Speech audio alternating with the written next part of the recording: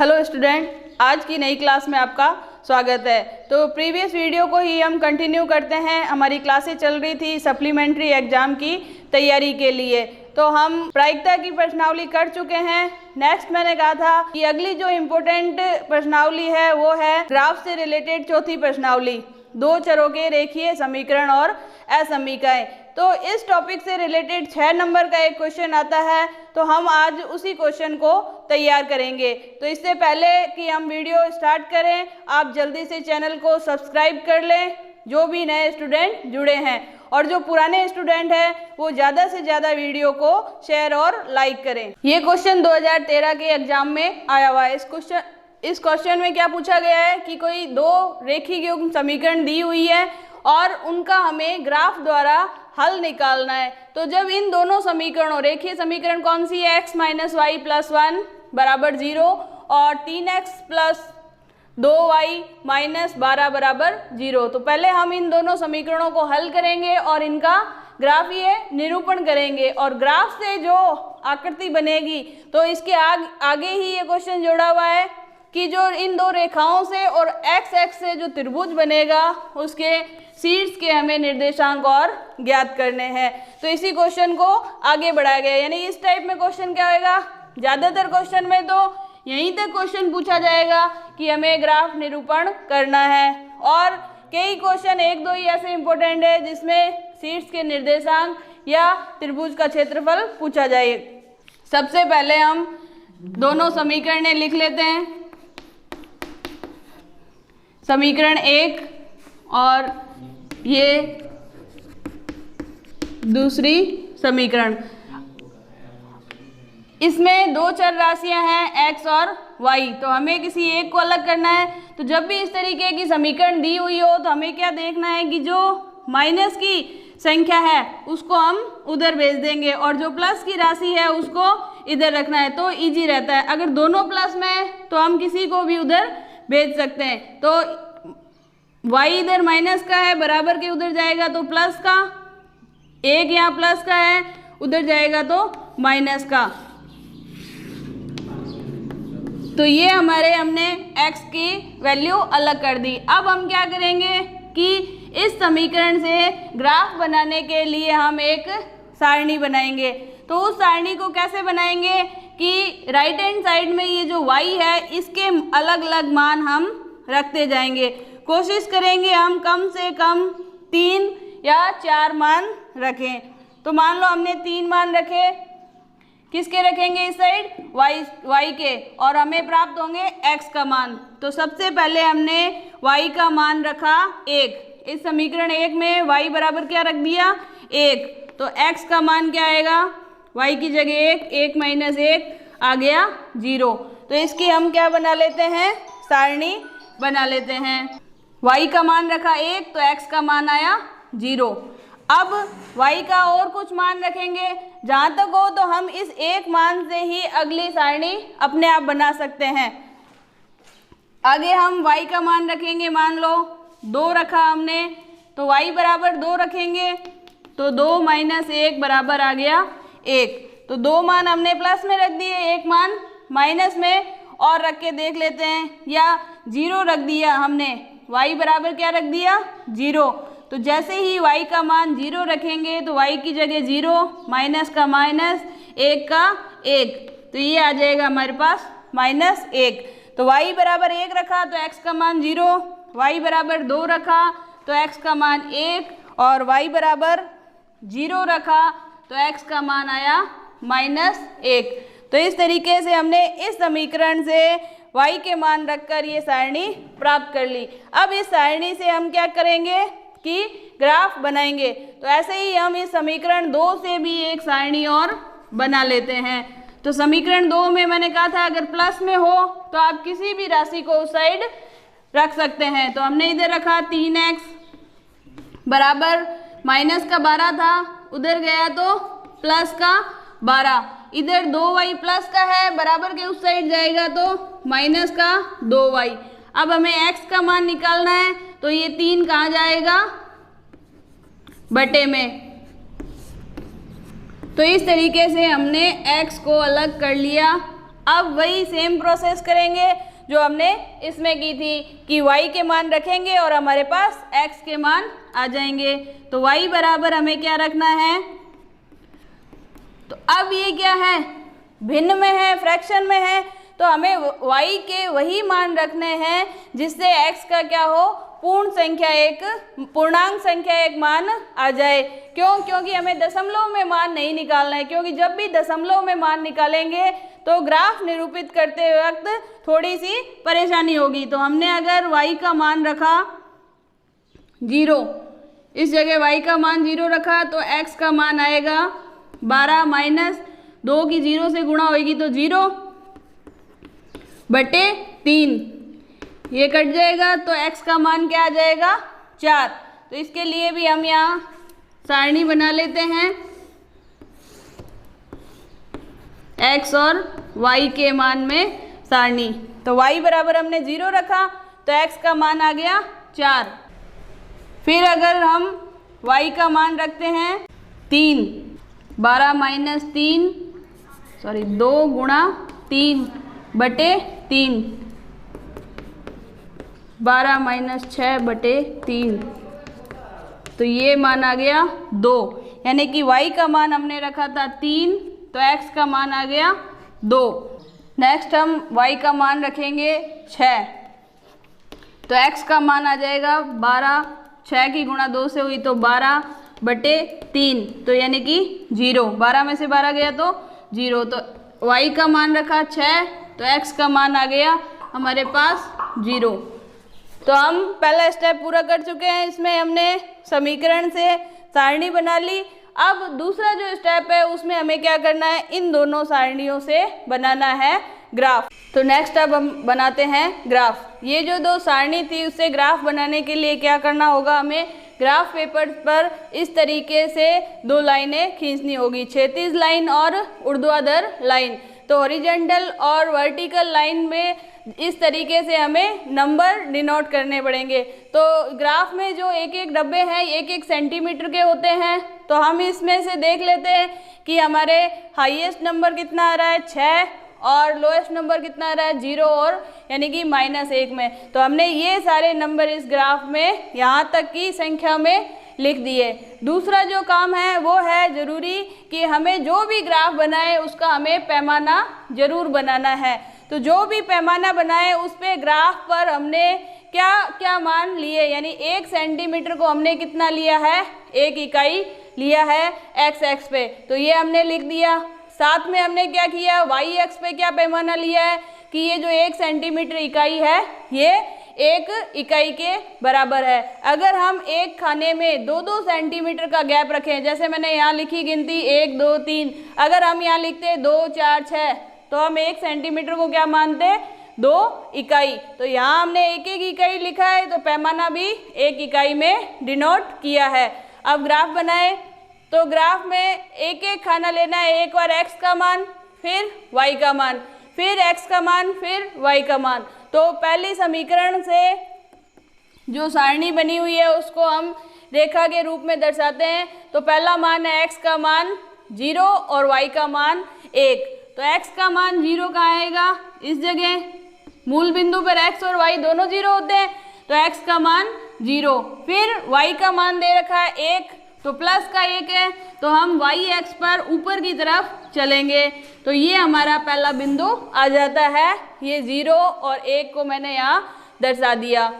उसके बाद x का मान 1, y का मान 2। तो x प्लस में है तो हम प्लस वाले x पे चलेंगे, x का मान +1 और y का मान प्लस का 2 है तो हमें इससे ऊपर चलना है। y माइनस में 2 होता तो नीचे चलते, तो x का मान 1, y का +2, तो ये आ गया हमारा दूसरा बिंदु। अब तीसरे बिंदु पे चलते हैं। हम देख रहे हैं x का मान -1 है और x एक्स के ये पूरी लाइन है x एक्स की, माइनस में है तो इधर वाले देखेंगे, प्लस के हो तो उधर वाले मान देखेंगे। तो हम देखते हैं कि -1 मान आया हुआ है तो -1 ये इस जगह है। उसके बाद y का मान 0, तो y का मान x एक्स पे 0 होता है तो इसी जगह ये हमारे पास तीसरा बिंदु आ गया। तो ये तीनों बिंदु मैंने इस समीकरण से रेखा के रूप में दर्शा दिए। अब हम क्या करेंगे, स्केल से लेके इनको सीधा मिला देंगे। अब बच्चे गलती कहाँ करते हैं कि जो बिंदु हमारे डिनोट हुए हैं सिर्फ उन्हीं को ही हम मिलाते हैं। तो इससे क्या होता है कि ग्राफ की जो दूसरी रेखा होती है वो आपस में प्रतिच्छेद नहीं होगी। तो या तो आप इसके आगे तक 4-5 बिंदु की सारणी बनाएं, अगर ऐसा नहीं करते हैं तो जो रेखा बिंदु आपको इस पे ग्राफ पे मिले हैं इनको स्केल से सीधा लंबा मिला दे, यानी कि ये सीधा यहाँ से यहाँ तक मिलेगा तो यहीं तक ग्राफ बना के यानी रेखा बना के नहीं छोड़ना है। स्केल को सीध में रखते हुए इस रेखा को इस तरीके से आगे बढ़ा के छोड़ देना है। आगे बढ़ा के छोड़ेंगे तो जो दूसरी रेखा जहाँ पे भी बनेगी वो इसको प्रतिच्छेद करेगी।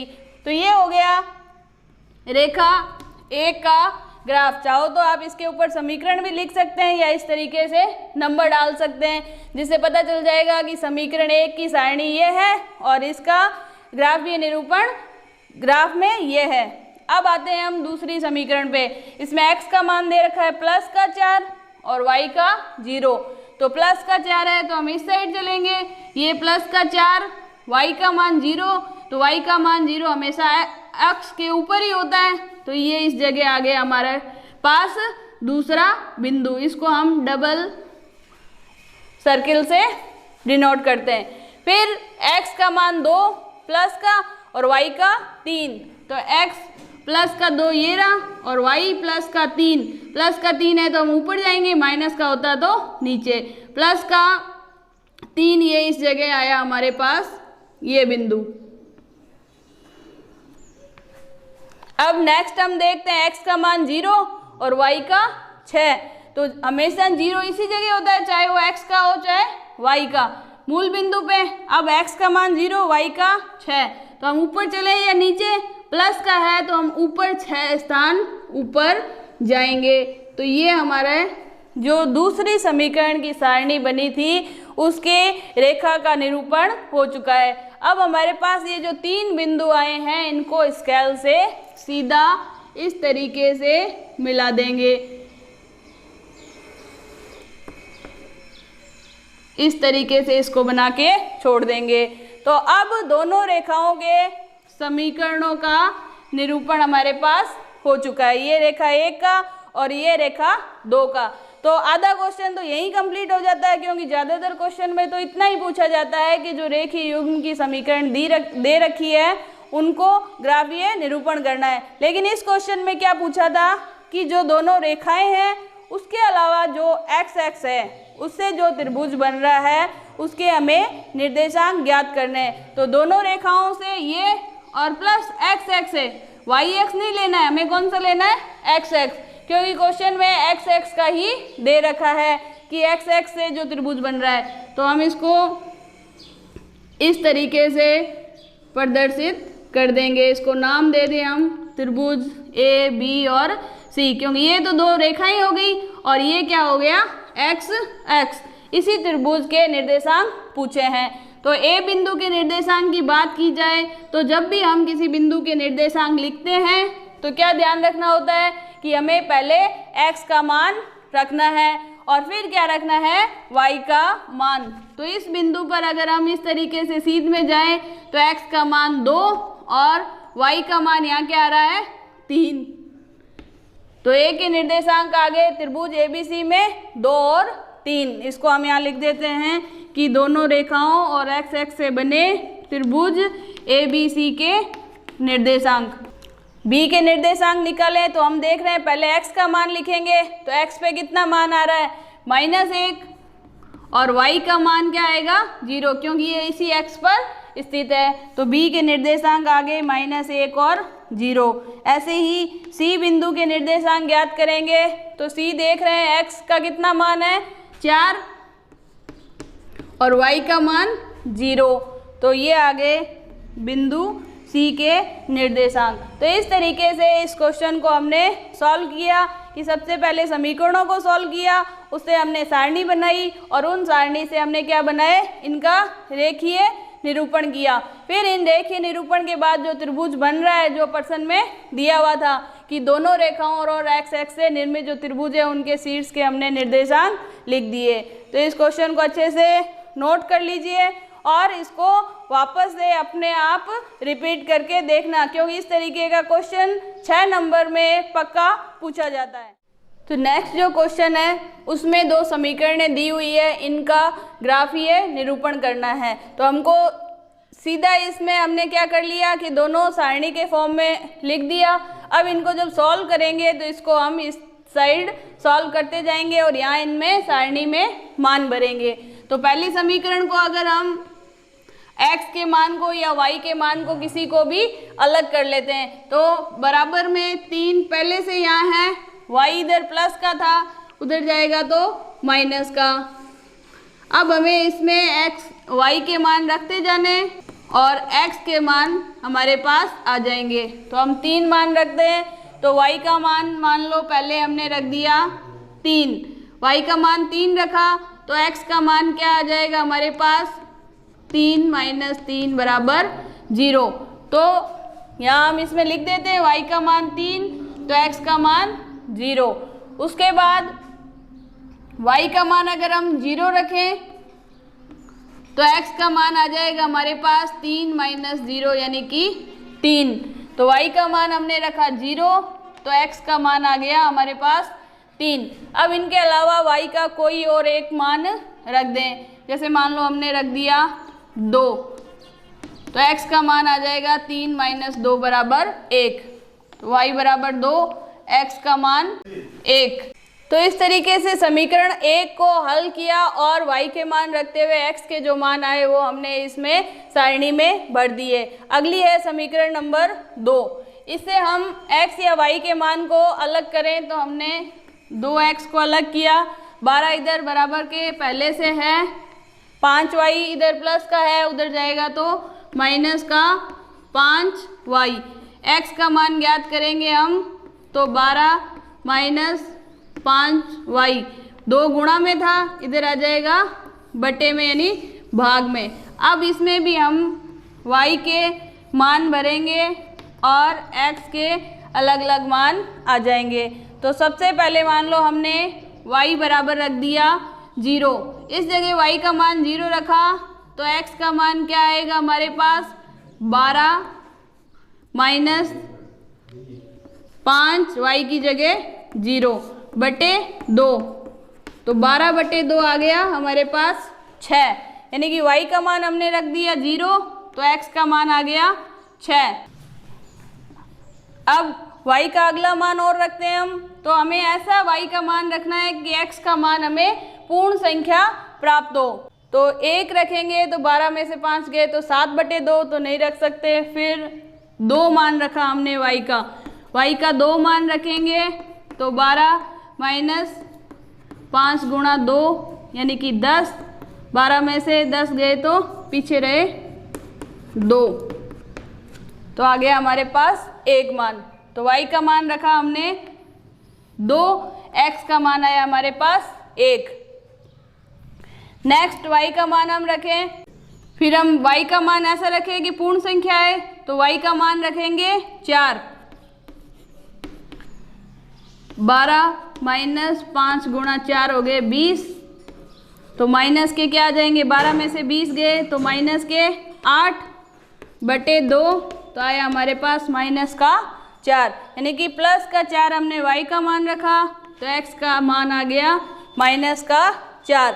तो इस तरीके से ये जो सारणी में मान रखेंगे ये हमें यहाँ कैलकुलेट करके भी दर्शाने हैं। ठीक है, अब जब सारणी में हमारे पास मान आ गए तो नेक्स्ट हमारा स्टेप है इसे ग्राफ बनाना। तो सारणी हमने बना ली, अब हम करते हैं इसका ग्राफीय निरूपण। तो ग्राफ में इस तरीके से 2 लाइनें हमने डाल दी, उस पर इस तरीके से हमने संख्याएं निरूपित कर दी। x x की तरफ प्लस x के मान जो हैं वो दाईं तरफ और माइनस x के मान बाईं तरफ हमने लिख दिए। इसी तरीके से प्लस y के मान ऊपर की ओर और माइनस y के मान हमने नीचे की ओर निरूपित कर दी है। उसके बाद साथ में मैंने बताया था कि ज़रूरी है पैमाना बनाना। तो पैमाना एक्स एक्स के लिए 1 सेंटीमीटर 1 इकाई और वाई एक्स के लिए 1 सेंटीमीटर 1 इकाई। अब निरूपित करते हैं रेखीय निरूपण। तो पहला मान है x का मान 0 और y का मान 3। तो जब भी ग्राफ बनाएं इस चीज़ का विशेष तौर पे ध्यान रखें कि हमें ये x और y के एक एक जोड़े से हमें निरूपण करना है। ज़्यादातर गलती क्या होती है कि हम इस तरीके से मान डिनोट कर देते हैं। तो हमें सिर्फ ये एक जोड़ा, फिर ये एक जोड़ा, फिर ये एक जोड़ा, इस तरीके से निरूपण करना है। तो सबसे पहले x का मान ले 0, तो 0 यहाँ, y का मान 3 प्लस 3 है तो हम ऊपर की ओर चल रहे हैं। तो इस तरीके से हमने ये पहला बिंदु निरूपित कर दिया 0 और प्लस का 3। अगला है x का मान प्लस 3 और y का मान 0। तो प्लस 3 है तो हम x के इस साइड चलेंगे, तो ये इस जगह प्लस 3 और y 0, तो x पे ही y का मान होता है 0। तो इस तरीके से हमने ये दूसरा बिंदु निरूपित कर दिया। तीसरा है 1, x का मान और y का मान 2, x का मान 1 और y का मान 2। इस जगह हमने ये तीसरा बिंदु निरूपित कर दिया। तो जैसे ही आप इन तीनों बिंदुओं को स्केल से अगर आपने सही सही नाप के बनाए हैं, क्योंकि ग्राफ के पेपर में ये 1-1 सेंटीमीटर के खाने बने हुए होते हैं, आपको सिर्फ निरूपित करना है तो ये लाइन एकदम सीध में आएगी। अब हमें क्या करना है, इन तीनों बिंदुओं को इस तरीके से सीधा मिलाना है। तो हमें सिर्फ इतनी ही लाइन मिला के नहीं छोड़नी है। मैंने बताया था कि स्केल से क्या है, इस लाइन को इसी सीध में रखते हुए इस तरीके से थोड़ा लंबा दर्शा के छोड़ देना है। क्यों? क्योंकि जब दूसरी रेखा का हम निरूपण करेंगे तो वो क्या होगी, इससे प्रतिच्छेदित होगी। अब हम करते हैं, ये आया हमारे पास रेखा 1 का निरूपण, जिसको मैंने समीकरण नंबर 1 डाला है। अब हम करते हैं समीकरण 2 का निरूपण। तो x का मान 6 है, y का मान 0। तो x का मान प्लस का 6 है तो हम चलेंगे इस साइड, तो प्लस का 6 मान ये आ गया और y का मान है 0। तो इस जगह हम, ये हमारा बिंदु आया 6 और 0 का। नेक्स्ट है 1 और 2, तो x का मान प्लस का 1, तो प्लस का 1 इस जगह है। y का मान प्लस का 2, तो प्लस के 2 में हम ऊपर जाएंगे, तो इसकी सीध में हम इस जगह प्लस का 2। ये आया दूसरे बिंदु का निरूपण। अब हम तीसरा देखते हैं, x का मान -4 और y का प्लस का 4।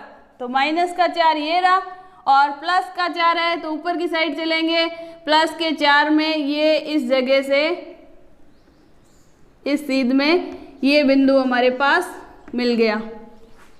तो ये 3 बिंदु आ गए हमारे पास दूसरी रेखा के, जिसको मैंने अलग आकृति से दर्शा दिया है ताकि ध्यान रहे कि ये दूसरी रेखा का निरूपण है। अब हम क्या करेंगे, स्केल से इन तीनों बिंदुओं को एक सीध में रख के इस तरीके से मिलाएंगे।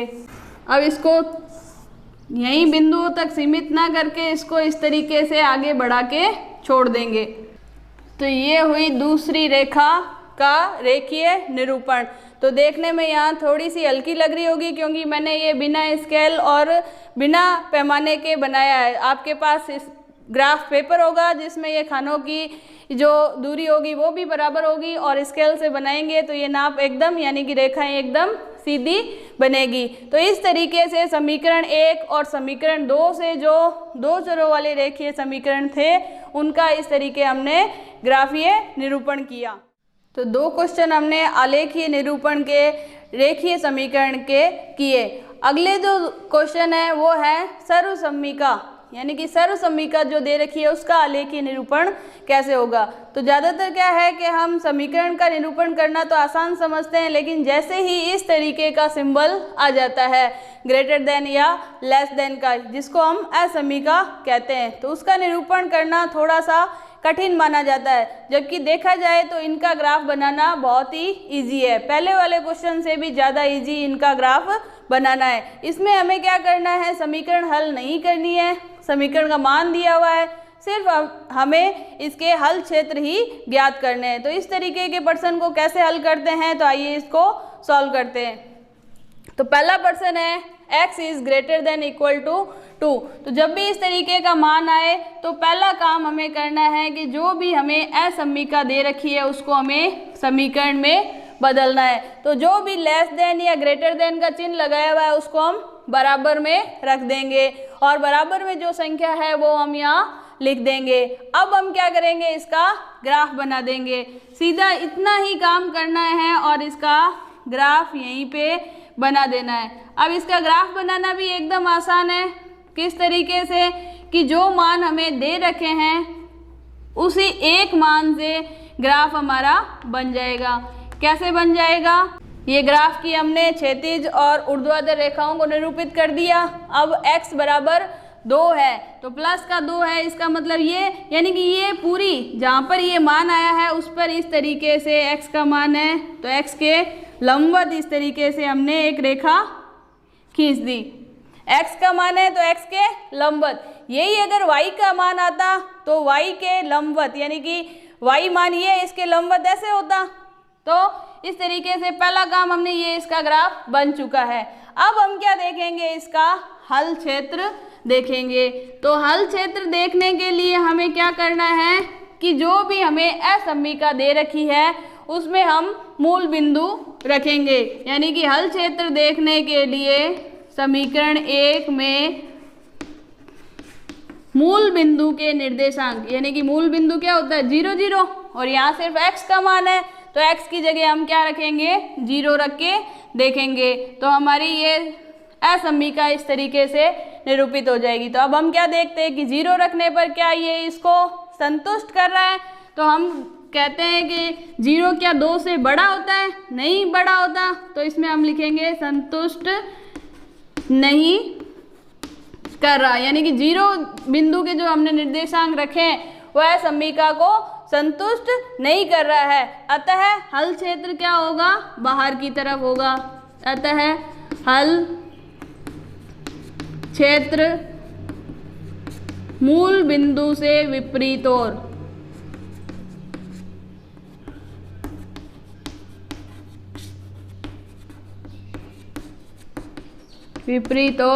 होगा। ये लाइन हमें लिखनी होगी तभी हम इसके हल क्षेत्र को अच्छे से डिनोट कर सकते हैं। अब विपरीत होने का क्या मतलब, लिख दिया तो अगर मूल बिंदु की ओर होता तो ये लाइनें हम इस साइड करते हैं, विपरीत ओर है तो हम इसका छाया क्षेत्र जिसको हमने इस तरीके से लाइन से दर्शा दिया। बुक्स में क्या है, इसको इस तरीके से गहरा करके दर्शाया हुआ है कि ये इसका हल क्षेत्र है। मैंने एरो लगा के बता दिया कि हल क्षेत्र क्या है, मूल बिंदु से विपरीत हो रहा है। तो इस तरीके से बस ये इतना सा ही इसका ग्राफ बनेगा और इसके साथ में ये लाइनें लिखनी जरूरी है। तो इस तरीके से असमीका का आलेखीय विधि से हमने हल क्षेत्र ज्ञात किया। अब इसी तरीके से हम क्या करेंगे, ये दूसरा क्वेश्चन और है जिसमें क्या लगा हुआ है, मापांक लगा हुआ है। अब मापांक का क्वेश्चन कैसे होता है तो इसको भी हम सॉल्व करते हैं। तो मापांक के क्वेश्चन में मापांक का क्या मतलब होता है कि x का जो मापांक हटाएंगे तो हमारे पास प्लस माइनस दोनों चिन्ह आएंगे, यानी एक बार प्लस में और एक बार माइनस में। यही मतलब होता है, ये जो दो खड़ी लाइनें इसको मापांक बोलते हैं। तो जैसे ही हमने हटाया तो एक बार x का मान प्लस में आएगा तो प्लस, तो ये समीकरण बन गई और माइनस लगाएंगे हम x का तो हमारे पास ये समीकरण बन जाएगी। तो इसको तो हमने समीकरण नंबर 1 मान दे दिया। इसको थोड़ा सा सॉल्व कर लेते हैं, माइनस को उस साइड भेजेंगे तो ये जो चिन्ह है ये चेंज हो जाएगा और ये माइनस इधर आ जाएगा। तो ये समीकरण 2 हो गई। अब इन दोनों का हम क्या करेंगे, ग्राफीय निरूपण करेंगे। तो ग्राफीय निरूपण करेंगे तो वही क्षैतिज और ऊर्ध्वाधर लाइनें हमने खींच ली, क्योंकि इसमें तो 3 ही मान है तो हम सिर्फ 3 ही रेखा ले लेते हैं। ये माइनस एक्स, उधर प्लस का एक्स, 1 2 और 3, ऊपर प्लस के वाई, वाई एक्स,